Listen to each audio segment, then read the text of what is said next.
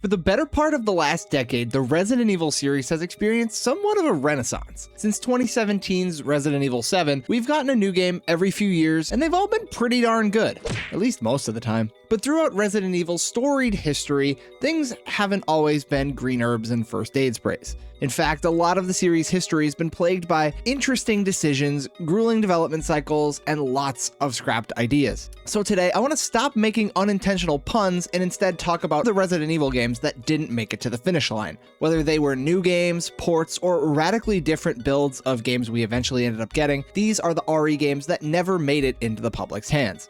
Well, they were never meant to make it into the public's hands. My only rule for this video is that each entry has to have had some sign of life that it was being developed. A formal announcement, a trailer, a screenshot, something along those lines. You won't see topics like the scrap proposals for Biohazard 3 featuring Hunk, as those really never got off the ground and didn't have said sign of life. So with Resident Evil 9 Requiem right around the corner and looking amazing, I might add, let's dive into Resident Evil's scrapped and canceled games.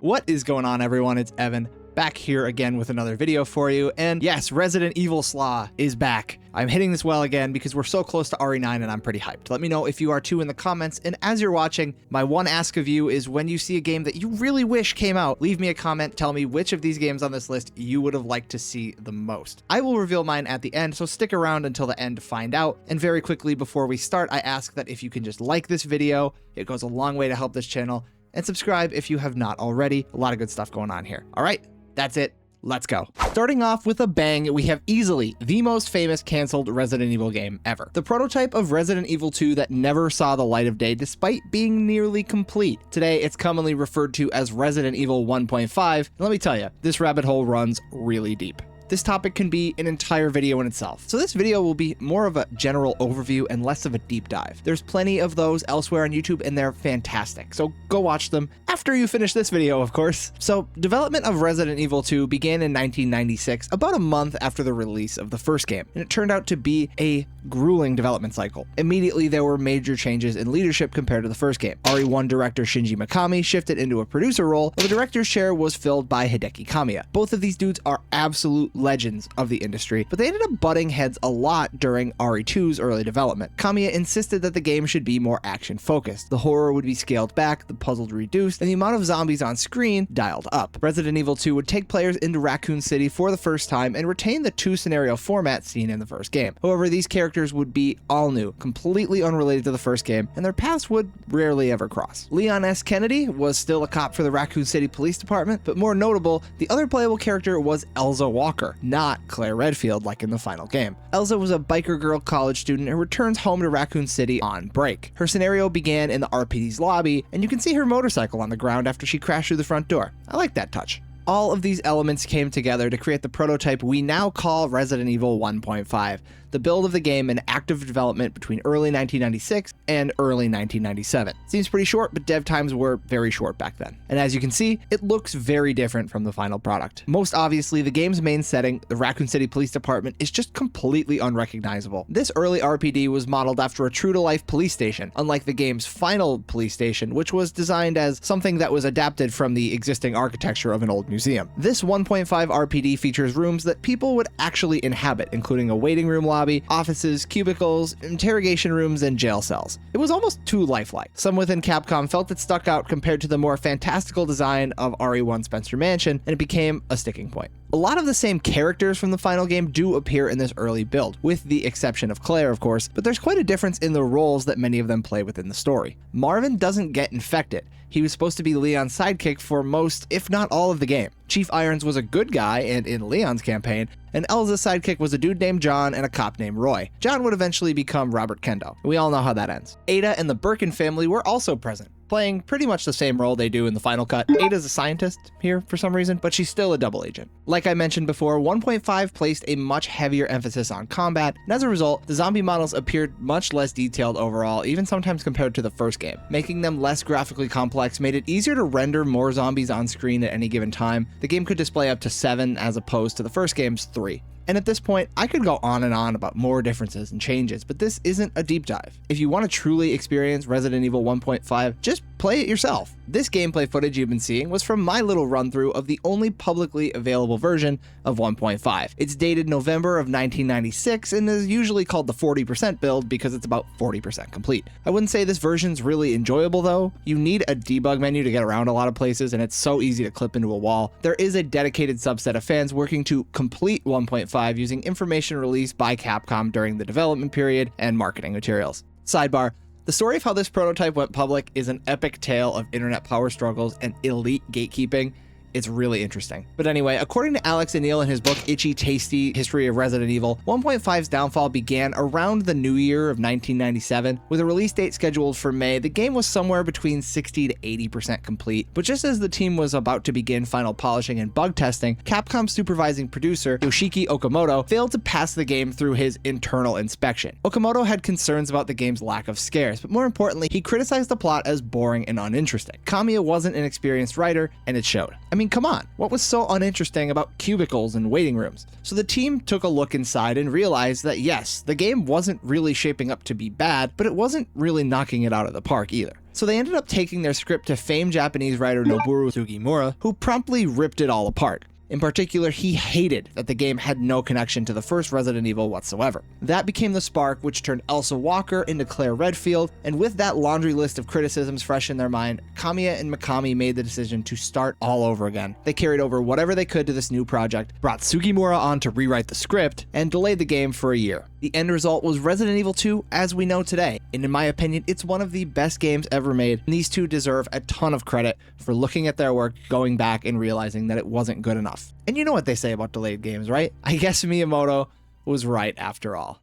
Another quick footnote in the Resident Evil 2 release saga was the ill-fated port to the Sega Saturn. The first Resident Evil got a port to the Saturn about a year after the PS1 release, and I think it's important to note that while the Saturn wasn't a hit here in the US, it was a decently sized success over in Japan. It wasn't as big as the PlayStation, but it was much more successful than the N64. And that Saturn port of RE1 was pretty darn good. So once development moved over to Resident Evil 2, Capcom brass did mention that a port for Saturn was planned and added to the company's release schedule. At this point, we were still talking the 1.5 era, but this port got mentioned a lot in the official Sega Saturn magazine. And at one point, Sega of America president Bernie Stolar once quipped that the Saturn version would come out about a week after the PlayStation release. Remember, for that RE1 port, it took a year. But as we just went over, RE2 was delayed and restarted, though Capcom reassured that this new and improved version of the game was still going to hit the Saturn. However, it wasn't meant to be, as official mentions of the port stopped coming from Capcom around this time, and by 1998, Saturn development was quietly cancelled and moved to the Dreamcast. We never got any pictures or videos of the Saturn version, and all of the promo images used in Saturn magazine at the time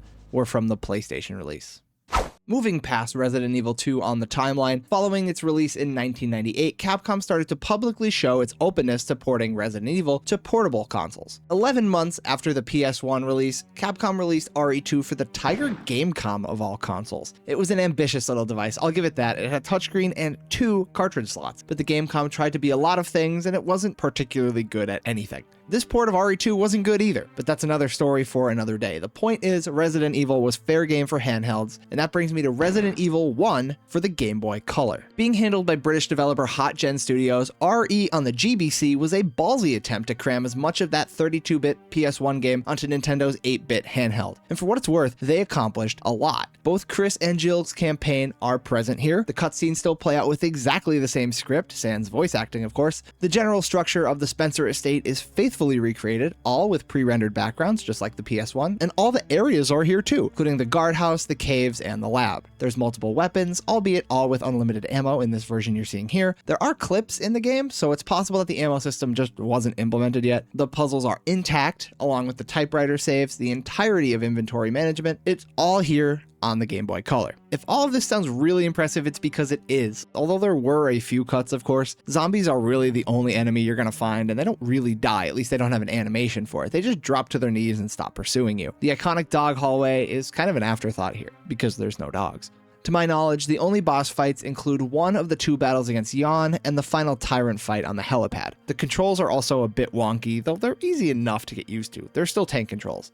My main problem is that some of the buttons can do several different things. For example, you press B to sprint while running, but B also pulls out your gun. You need to be at a complete stop for that to register. But on the whole, Resident Evil for Game Boy Color appeared to be pretty damn close to the finish line. Announced in May of 1999, Capcom featured the RE port in various magazine advertisements with a release date set for the end of that same year. But soon it became apparent that that deadline wouldn't be realistic, so it was delayed into 2000. Rumors repeatedly spread for months that the game was on the chopping block, and in March of 2000, Capcom officially pulled the plug. A representative told IGN at the time, "We were not confident that the product would have made both consumers and Capcom happy." They would eventually go on to make the original title Resident Evil Gaiden, and the scrapped RE1 port would eventually leak out online for the world to see. And this is a new development. Just last month, a near final build of the game was found and released by Games That Weren't, who estimate this prototype to be a staggering 98% complete. That's what you've been seeing in the course of this video. I'll leave a link in the description if you want to check it out yourself, and I highly recommend you do. Resident Evil on Game Boy Color probably wouldn't have reviewed well. Just because you can port a 3D PS1 game to the Game Boy Color doesn't exactly mean you should. But still, this cancelled RE1 port remains one of the best oddities in gaming, and a true technical achievement, even though it never hit the market.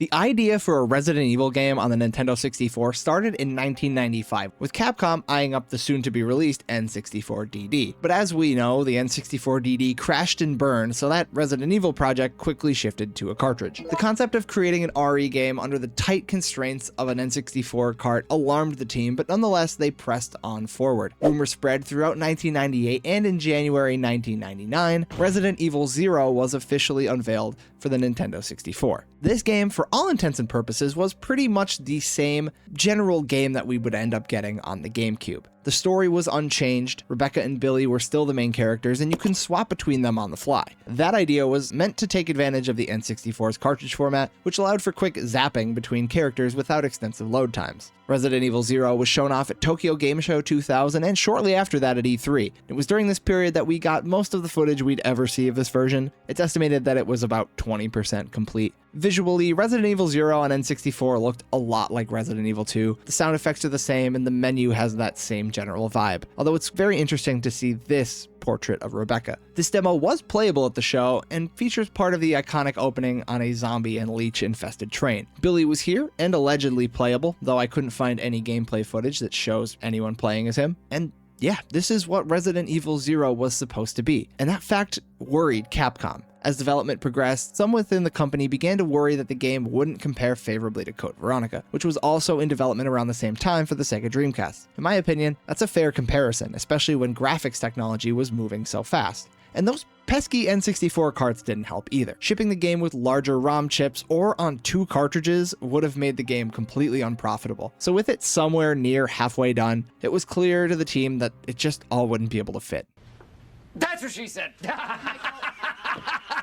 So development of this build was scrapped and moved to the GameCube. Unfortunately, this playable build never got leaked to the public, though there are dedicated fans still looking for it or attempting to recreate it.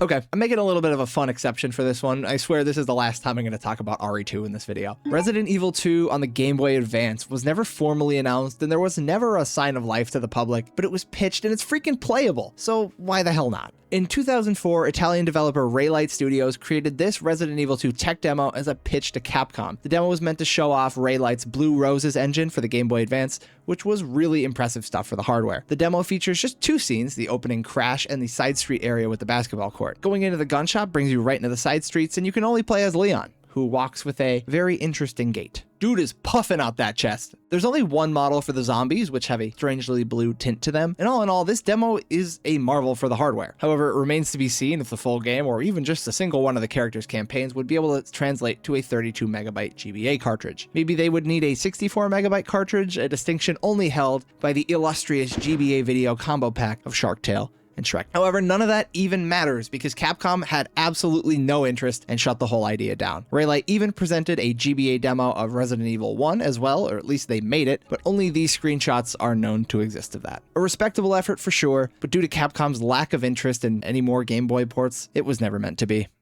Resident Evil 4 shocked the world when it released exclusively for the Nintendo GameCube in 2005. Yeah, the GameCube era of Resident Evil was really weird, and this is a shameless plug for this video that I made. Go watch it on my channel, it's great, I promise. But just like Resident Evil 2 before it, RE4's dev cycle was arduous and full of scrapped ideas, many of which were shown off for public consumption. This first build of the game, however, was not. With Hideki Kamiya back directing, this stylish build of the game stripped away many of the core tenets of Resident Evil up to that point. No pre-rendered backgrounds, free-flowing gunplay, and a dynamic player-controlled camera. And as you'd expect, this concept didn't stick for very long. Mikami felt the game wasn't Resident Evil, but it was still a great concept, and so they just made it into its own project, and the finished game would be released as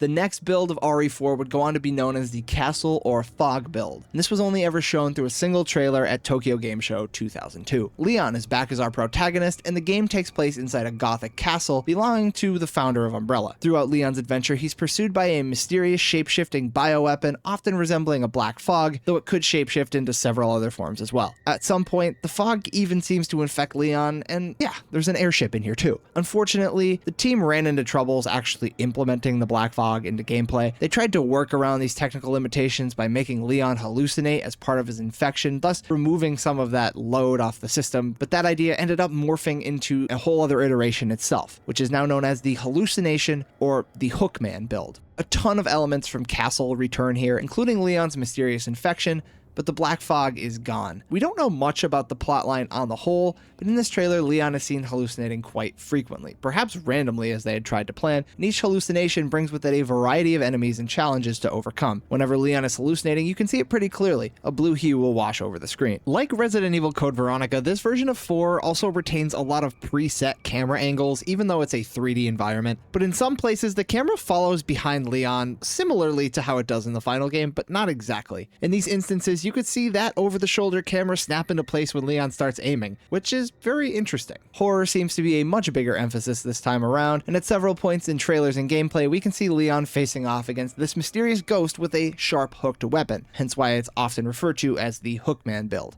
This was shown off at E3 2003, and there was an extended gameplay demo, so we know more about it overall versus Castle. However, the hallucination mechanic would require Capcom to essentially create 2 versions of every room in the game. As has become a common theme in this video, the GameCube just didn't have enough RAM to effectively do this. The devs could only get 1 enemy on screen per room, so it was back to the drawing board. The next build of the game would eventually become the RE4 we know and love today. There is another scrapped concept known as the zombie build, which kept the castle and the plot, but cut out the hallucinations and added parasite-infected enemies, which they called the Dabamen. Shinji Mikami would eventually scrap this version, calling it too formulaic. However, he did like the Dabamen idea, so they went back to the drawing board one more time. They found a vision that would work for the GameCube, the Dabamen became the Ganados, and Resident Evil 4 as we know it would take shape.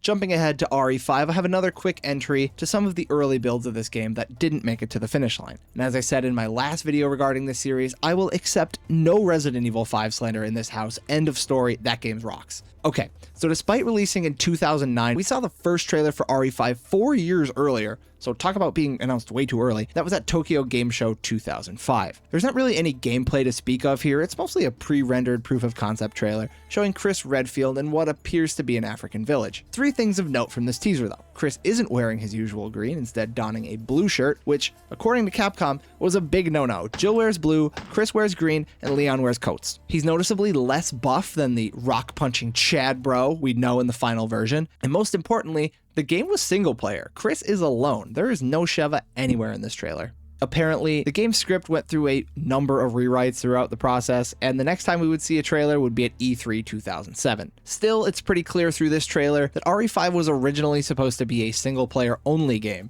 and developers have confirmed that co-op was added about halfway into the dev cycle. Chris goes at it alone once again, and he has a different voice actor from the previous trailer. There also appears to be an ability to dodge enemy attacks that wasn't in the final game. Some of the set pieces definitely look different than those found in the final version, although you can see a number of others which were in it. Whatever the case may be with RE5, it's clear that the game's direction shifted mightily towards a co-op focus just 2 years before its eventual release. While it is interesting to look back at these early builds of Resident Evil 5, I'm perfectly content with the version we got. That may be a hot take, and if you wish to rip me to shreds in the comments, that is your right to do so. Alright, last and certainly least here on this list, Resident Evil Portable for the PSP. And it just so happens to be a personal favorite of mine. I remember watching this live and being so excited. E3 2009. Sony Computer Entertainment America president Jack Tretton walks on stage and gives what I think might be the most unceremonious game announcement I have ever seen in my life. Ever since Resident Evil first brought gamers to the fictional town of Raccoon City back in 1996, this series has gone on to achieve monumental success on PlayStation platforms. This is a franchise that has generated strong demand from PSP owners around the world. I'm pleased to announce that Resident Evil will be coming to PSP next year in a whole new game designed specifically for the PSP platform. We're very proud to welcome Resident Evil to PSP for the first time. Don't look too excited, Jack. That's it. Even Capcom's own blog summed it up by saying, blink and you might have missed it. But this blog post gives us just a tiny little glimpse into the game, saying it was a quote, all new, completely different title, not a remake like Resident Evil Deadly Silence was for the DS. It was also being designed with the all-digital PSP Go in mind. That redesign was set to release just a few months after RE Portable was announced, and as we know, it was pretty much dead on arrival. And for Resident Evil Portable, that was pretty much it. To the disappointment of 11-year-old Evan, that was all we ever heard about Resident Evil Portable. Everything I just told you. Capcom never mentioned it again. Sony never mentioned again. The game essentially went dark the very second old Jackie Poo stopped talking about it on stage. This screenshot is all we have. We don't know when or if the game was officially canceled. I think it's fair to say Capcom isn't releasing a PSP game anytime soon. And honestly, I like to think of this whole situation as a net positive. This was a weird era for Capcom. They kind of lost their way with Resident Evil around this time. The next mainline game that would come out is Resident Evil 6. So this very well could have ended up like Silent Hill Book of Memories before Silent Hill Book of Memories was even a thing. And that wouldn't have been good for anyone, now would it? Resident Evil Portable, we love you and we salute you, all 1 minute of your existence.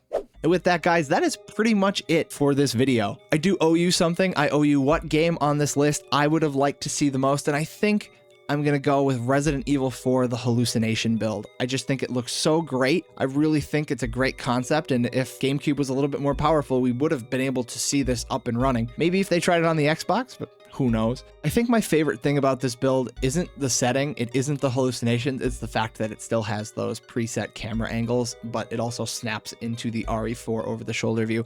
That is a great concept. They should try that. Anyway, let me know in the comments, guys, what Resident Evil game on this list would you have liked to see actually come out? Leave me a comment down below if you enjoyed this video. Hit that like button and subscribe if you have not already. It goes a long way to help out the channel. But that's it for me, everybody. My name is Evan. I hope you enjoyed and have a good one.